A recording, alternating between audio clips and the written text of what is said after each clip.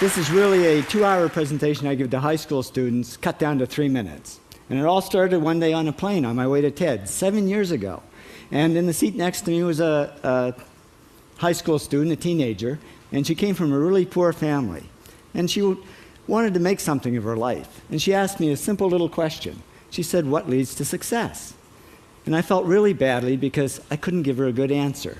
So I get off the plane and I come to TED. And I think, geez, I'm in the middle of a room of successful people. So why don't I ask them what helped them succeed and pass it on to kids? So here we are, 7 years, 500 interviews later, and I'm going to tell you what really leads to success and makes TEDsters tick. And the first thing is passion. Freeman Thomas says, "I'm driven by my passion." TEDsters do it for love, they don't do it for money. Carol Coletta says, "I would pay someone to do what I do." And the interesting thing is, if you do it for love, the money comes anyway. Work. Rupert Murdoch said to me, "It's all hard work. Nothing comes easily, but I have a lot of fun." Did he say fun, Rupert? Yes. TEDsters do have fun working, and they work hard. I figured they're not workaholics, they're workaholics. Good.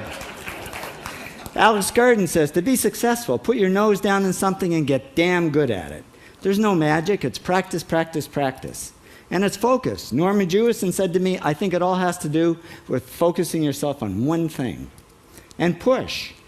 David Gallo says, "Push yourself. Physically, mentally, you've got to push, push, push. You got to push through shyness and self-doubt." Goldie Hawn says, "I always had self-doubts. I wasn't good enough, I wasn't smart enough, I didn't think I'd make it." Now, it's not always easy to push yourself, and that's why they invented mothers. Frank Gehry said to me, "My mother pushed me." Serve. Sherwin Newland says, "It was a privilege to serve as a doctor."